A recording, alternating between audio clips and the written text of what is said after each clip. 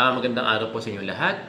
Sana matapos niyong panoorin itong aking vlog ay makapag-subscribe kayo sa aking YouTube channel. At sana itong vlog kong ito ay may share nyo sa inyong mga kaibigan, sa inyong mga kasamahan at importante, sa inyong mga co-teachers. Alam nyo, yung mga co-teachers nyo na hindi pa nagsasubscribe, sana sabihan sila na mag-subscribe sa YouTube channel ni Sir Bong. At sana matapos niyong panoorin itong aking vlog, paki-hit na rin yung notification bell para every time na nagkakaroon ako ng bagong vlog ay madali kayong manonotify.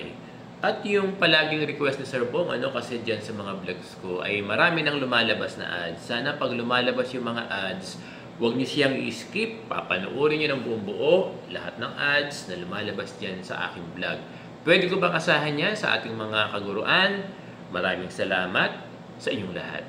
Nagtalaga na si President Bongbong Marcos ng bagong DepEd Secretary na papalit kay Vice President Sara Duterte at ito ay si Senator Juan Edgardo Sani Angara.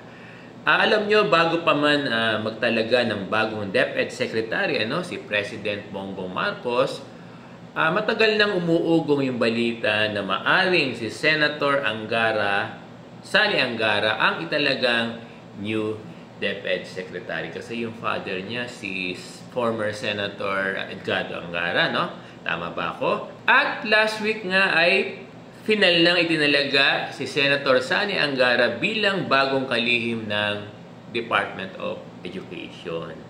Sa pagkakaunawa ni Sir Bong, July 19 pa, formal na uupo bilang DepEd Secretary si Senator Sani Angara. Alam nyo, si Senator Sani Angara ay may natitira pang isang taon na term sa Senado. Wala naman akong nababasa o naririnig sa mga teachers group like itong Teachers Dignity Coalition ni Sir Benjo Basas, na tumututol sila sa pagkaka-appoint ni Senator Sani Angara as DepEd Secretary. Although sinasabi ng mga teachers group like TTC and ACT na sana yung kukunin na DepEd Secretary ay magmumula sa hanay ng DepEd. Kaya lang final na yung pagkaka-appoint kay Senator Sani Angara as new DepEd Secretary. Alam nyo, in fairness naman kay Senator Angara, sabi niya kahit siya ay isang politiko, never niyang iti-take advantage yung kanyang position as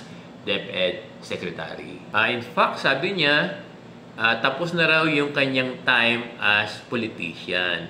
At sa midterm election ng 2025, hindi na raw siya tatakbo as senator dahil naka 2 terms na si Senator Sani Angara at hindi na siya babalik. Hindi na siya babalik kasi dati siyang congressman Hindi na siya babalik as congressman ng kanilang distrito at wala daw siyang balak tumakbo bilang mayor, governor sa lokal na eleksyon sa kanilang bayan. Alam nyo, ito yung pahayag ni Senator Sani Angara, yung ating incoming DepEd Secretary. Alam nyo, si Senator Sani Angara ay anak ni former Senator Edgardo Angara. At alam natin, si incoming Secretary Sani Angara, at alam natin na si Secretary Sani Angara ay kilalang tagapagsulong ng mga batas tungkol sa edukasyon at tungkol sa mga benepisyo ng ating mga guro. Tama ba si Sir Bong? Sa pahayag ni incoming Secretary Sani Angara, sinabi niya na isa sa mga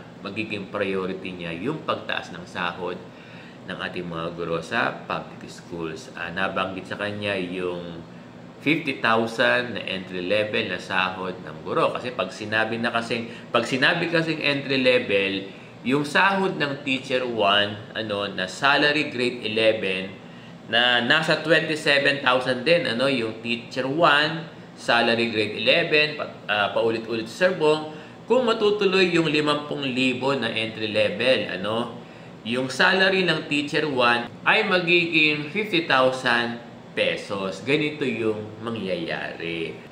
Kung 50,000 yung entry level ng teacher 1, magiging mas malaki yung sahod ng teacher 2, teacher 3, so on and so forth. Kasi magkakaroon ito ng chain effect sa lahat ng mga teaching sa lahat ng mga teaching positions. Kahit kay Sir Bong, magkakaroon to ng epekto sa aking sahod. Siyempre, lalaki yung sahod din ng mga principal. Alam nyo, dear teachers, kung magiging 50,000 ang magiging salary ng Teacher 1, katumbas ito halos ng salary grade 19. Ang salary grade 19 ay sahod ng isang Principal 1 sa ngayon.